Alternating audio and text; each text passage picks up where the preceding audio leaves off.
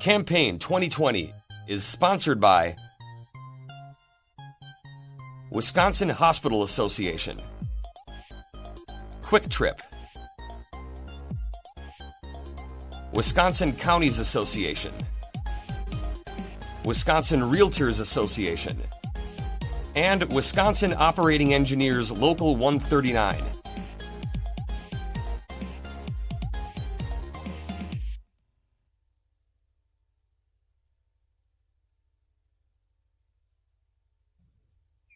Jerome Gundersen of La Crosse is a Republican running in the 95th Assembly District. Mr. Gundersen, welcome to WisconsinEye. Well, thank you, Steve. How are you today? Doing fine. You're challenging an incumbent. I just want to ask you, what do you consider your top one or two campaign issues in your race? Well, I think that first and foremost, she's a 5-term incumbent, and she has never really had a credible competitor. So this has been a fun race. It's fun to get to talk to people. We don't have term limits in the state of Wisconsin. The only term limiting is by election. So I've been offering an option, and my mantra has been, after 5 terms, that's almost a decade. She's kind of stuck in a rut. Let's get some fresh ideas and new opinions in the state. So do you think members of the assembly should serve how long then? How many terms? I intend to serve 4 terms. 4 terms. I think a 4-term assembly term is good. And then if I so desire, I could move up to the Senate level or perhaps do something more at the local level. But I think that it's a mistake to have forever candidates, to have people stuck in one position as a lifelong career politician. I think it's okay to move around in the landscape of politics, but I think sticking with one seat, it just offers too much opportunity for influence from lobbyists, and it just doesn't seem right. It wasn't the intent of state government to have someone that comes from their normal daily life and goes into the political world to serve the people in the community. They end up serving what's going on in Madison more than the people. Okay, thank you. I'm sure the 95th has been shaped by the pandemic, as the whole state, the whole nation, and the whole world has. Can I ask you, do you support the governor's mask order in enclosed places and his recent order, 25% occupancy limits? I wear a mask every day when I'm in contact with other people, when I'm passing them in the grocery store, when I go to Menards to buy my materials to do my construction business. But I cannot support this mandate that he's provided, and I can't support the fact that he won't follow what state law I think is very clear, that after a certain period of time, when it first started out, I was in support because we didn't know. We thought if 10% of people that get this are going to fall over dead, that's serious. We've got to flatten the curve. We did that. We answered the call. We stood up as a community and did this. But I think now the data is getting pretty clear that really there are serious questions at how lethal this is. It's certainly no joke. And we have to follow certain habits, that hand washing, wear your mask when you are around others. Distance is the key. If we keep apart from each other, we can't get it. It's a respiratory virus. We will not get it if we don't breathe on each other. So stay 6 feet apart. If we keep away from each other, we'll be healthy. Okay. We have more than 920 people hospitalized in Wisconsin with COVID. Hospitals are on the front line. If you're in the legislature voting on the next state budget, you think hospitals deserve an even greater priority than they may have in the current budget, Mr. Gundersen? Well, I think that we are certainly in uncharted waters, but we're learning more about this at all times. I am not too worried about the compensation that hospitals are receiving. I think that we understand that they are the heroes of this. They are going to work when other people weren't allowed to go to work, and they are taking a toll. There are hospital workers that are contracting this virus, and it's a serious matter. But I think we're learning a lot about it and how it operates. I'm very confident that we will have therapeutics that can assist in the recovery of this. I have more confidence in the therapeutics than I do in a vaccine. But if, God willing, we get a vaccine, that's wonderful too. So I think that time has shown us that it's nowhere near a 10% mortality rate. It's a fraction. And I think World Health Organization just came out this week and stated that if 10% of the world has had this and there's been 1 million deaths, that's tragic, that's horrible. But this is reality. And at that rate, this is nothing more than a new flu. And because it's new, it's extremely, extremely dangerous for our elderly and for people with compromised immune systems, for people like me that have a pre-existing heart condition. I have to be very careful. I don't keep 6 feet away. I don't get within 6 feet of anybody. And that serves me well. I think that's a good solution. Recently, a bill was introduced in the legislature, and it said that if you're an organization, a charity, even a business, and you follow COVID-19 protocols, you could not be sued over COVID-19. Could you vote for that bill? Well, there's an abundance of caution that we have to take.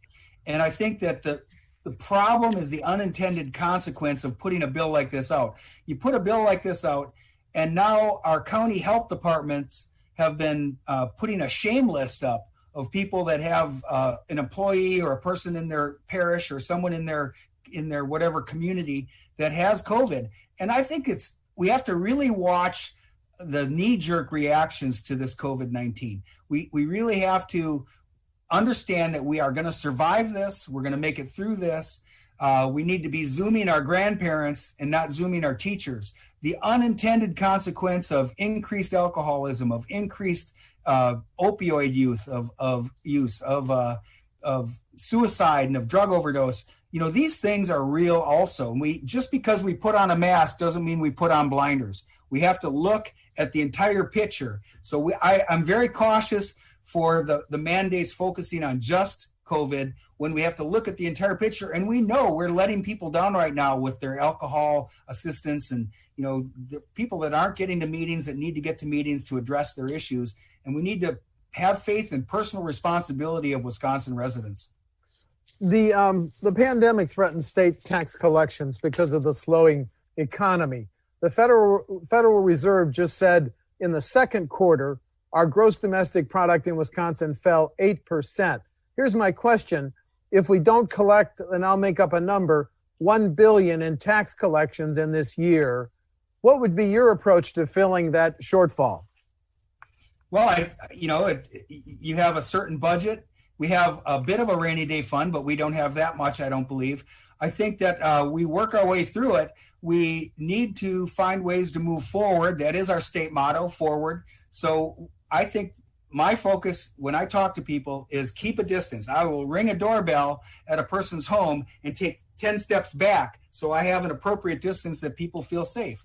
So we need our tourism dollars. Wisconsin is losing big time in tourism, big time in hotel and restaurant, and even I know my favorite fitness place just closed down. So we are losing businesses by the day, and that isn't helping the revenue equation. So we need to keep businesses open and look forward and find ways to live with this COVID until we get assistance from the medical and the research facilities. The debate nationally over policing reforms has even played out on our front door in Kenosha. The speaker is going to create a task force. The governor's got 9 bills. A Republican senator who's a retired police officer has got 7 or 8 bills. The Black Caucus has bills. Here's my question. Is there any specific policing reform you think should be enacted into law? I've got a couple ideas on that. We had the opportunity to sit down with 7 sheriffs from the surrounding counties in the La Crosse area and really just ask them, what do you need? And what they need first and foremost is community support. That right now, when we have a cloud hanging over law enforcement, it's not making their job any easier. They don't know what they're going into when they're answering calls for help from a community, and whether or not there's going to be sort of a boiling of a dangerous situation. Now, on the good side here, we have probably one of the best trained state law enforcement, and they have the funding, they have a lot of training, and they're ready to meet the challenge. But I think that as a community, we have to have more community policing. We have to come together. And really with respect to mental health issues, I think there has to be a link, sort of sort of a bridge between the law enforcement activity side of things. When cops are trained to talk people down and de-escalate a situation, we need to have a way to transport that person to where they can get the care they need. And that doesn't mean go to jail, because that's just a waste of the time of the officers. We need possibly a mental health ambulance system or something. We have to think out of the box. This has been a crazy year. I'm just throwing out a crazy possibility for an answer to this. As states around Wisconsin legalize medical and recreational marijuana, what's your position? I think that that it's been a long time that the decriminalization of marijuana, it was working quite well. I think that the police know that people are marijuana casual users, but they go after the big fish. So I don't know that decriminalizing legalizing is the issue, but I totally believe in decriminalization of marijuana. What about medical? You would incorporate medical treatment of marijuana?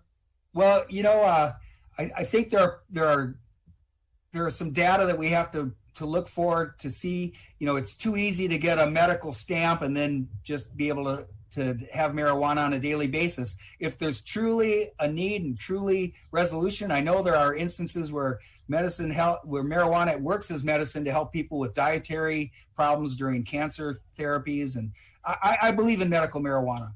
Okay. The governor's Fair Maps Commission just had its first meeting.